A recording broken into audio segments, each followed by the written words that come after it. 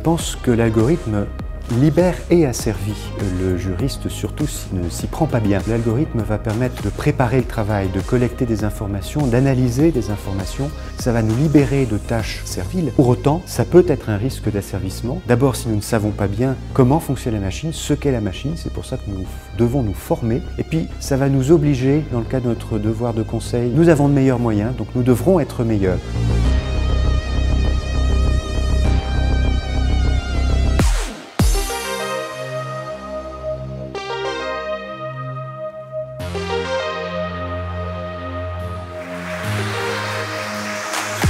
La caractéristique de notre époque, c'est une accélération du rythme du changement et de la profondeur de ces changements. Ça veut dire qu'il est plus difficile de s'y adapter parce qu'ils arrivent plus rapidement, on a du mal à les voir en avance, et il faut s'y adapter de façon plus profonde.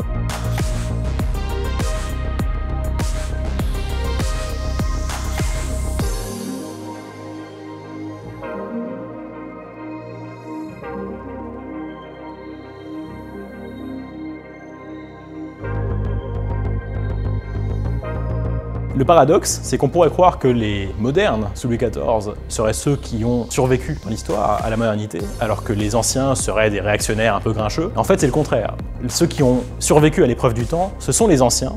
Parmi eux, il y a Molière, Corneille, Racine, La Fontaine. Et je pense qu'aujourd'hui, au fond, le défi que pose l'intelligence artificielle générative aux auteurs, aux écrivains, c'est un défi qui est un peu du même ordre, savoir se saisir de la technologie, mais pour l'intégrer à un cadre de pensée, de création, de réflexion classique au fond, qui appartient donc à ces fameux auteurs anciens, en utilisant la technologie dans une perspective humaniste, en gardant le même goût pour la raison, la clarté, l'harmonie. Il se trouve que les modèles de langage permettent de mieux communiquer, plus simplement parfois. On peut se servir de l'IA pour augmenter la capacité des auteurs à réfléchir, à être stimulés, à créer des nouvelles idées et le faire de manière plus claire, plus simple, finalement plus classique.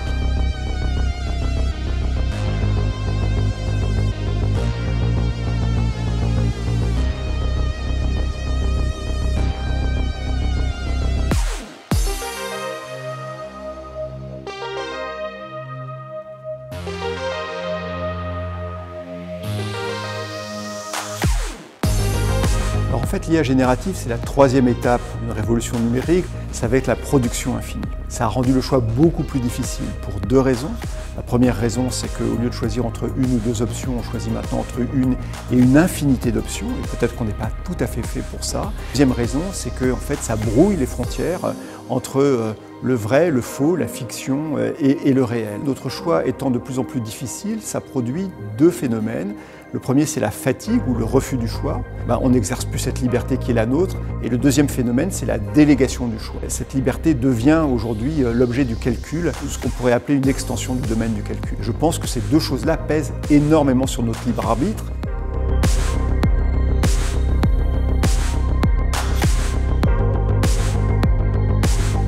Non, les avocats vont pas mourir dans les 10 ans qui viennent. Les avocats vont s'adapter à l'intelligence artificielle comme ils se sont toujours adaptés aux évolutions du droit. L'intelligence artificielle n'est pas une menace, mais qu'elle est une opportunité et l'ouverture de champs nouveaux pour les avocats. Et on va évidemment veiller à éviter la fracture entre les avocats, entre ceux qui auront les moyens de s'offrir des outils d'intelligence artificielle et ceux qui n'auraient pas ces moyens, mais aussi la fracture des justiciables, parce qu'il faut aussi qu'on évite, et ça c'est le rôle social de l'avocat, une justice à deux vitesses.